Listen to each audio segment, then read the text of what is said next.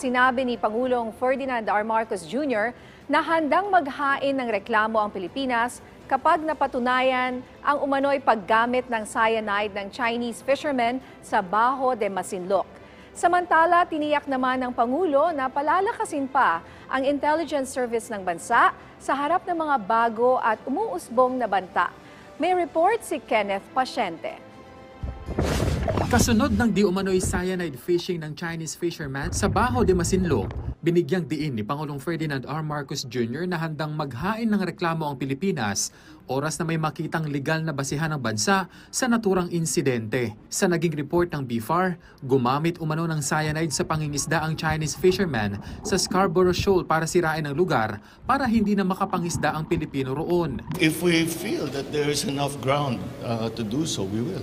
Gayunman, ipinunto ng punong ehekutibo na batid niyang matagal na raw itong ginagawa sa lugar. Pero mas nakaka-alarmaan niya ito ngayon, lalo't mas madalas na itong nangyayari sa katubigang sakop ng Pilipinas. I do know that there are cases of cyanide fishing before, even here in the Philippines. But I think the reason that it has become more alarming is that it has become more prevalent. Kaya yun ang inaalala natin. Para naman sa Office of the Solicitor General, dapat mariing pag-aralan ang umano'y insidente ng paggamit ng cyanide sa Bajo de Masinloc.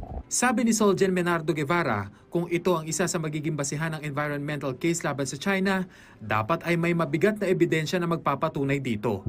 Handa naman anyang makipagtulungan ng OSG, DFA, DOJ at National Security Council kung sakaling may kumpas na ang Pangulo na magsampa ng kaso o reklamo laban sa China dahil sa mga insidente sa West Philippine Sea. Sa ngayon, inatasan na ng Task Force for the West Philippine Sea ang BFAR na mangalap pa ng karagdagang ebidensya para suportahan ang kanilang pahayag sa umano'y cyanide fishing ng Chinese fishermen sa Bajo de Masinloc.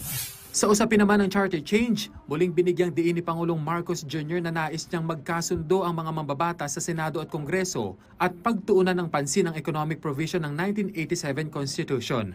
What for me is more important than to make these proclamations, and pronouncements, what's more important is we get it done. So that's what we're doing. We do it quietly. We do it, without any fuss. We just want to get those amendments incorporated into the Constitution to improve the chances of investment and upskilling of our people. Sinabi rin ng Pangulo na hindi na dapat pang palakihin ang issue ng pag-amyenda sa konstitusyon, lalo't matagal naman na anyang napag-usapan ito ng dalawang kapulungan ng Kongreso. I don't know why there is such...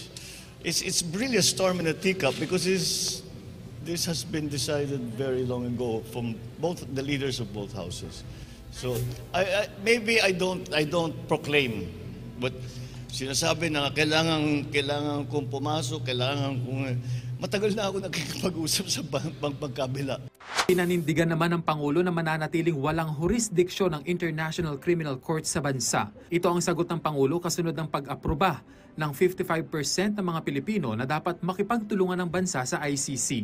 It opens a Pandora's box because again, it's still those questions of jurisdictions and sovereignty that I haven't yet seen a sufficient answer for.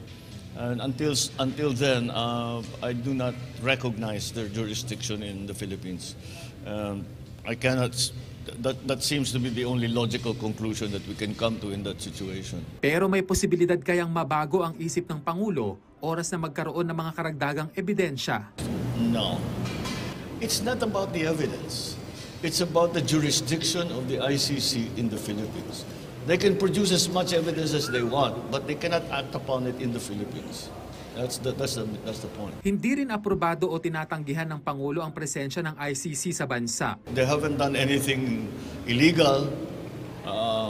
Once they do, of course, we will do something about it. But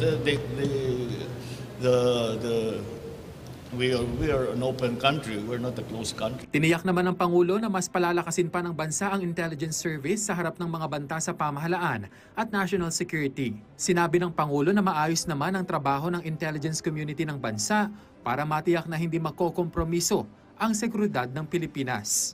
Well, we get things done. We get more things done than most other people. So I think that's the most important thing. I don't know how you would define one or the other, but Importante naman yan. We're here to serve. So as long as we're able to do that, then we are effective. And that's what's important. Kenneth Pasyente para sa Pambansang TV sa Bagong Pilipinas.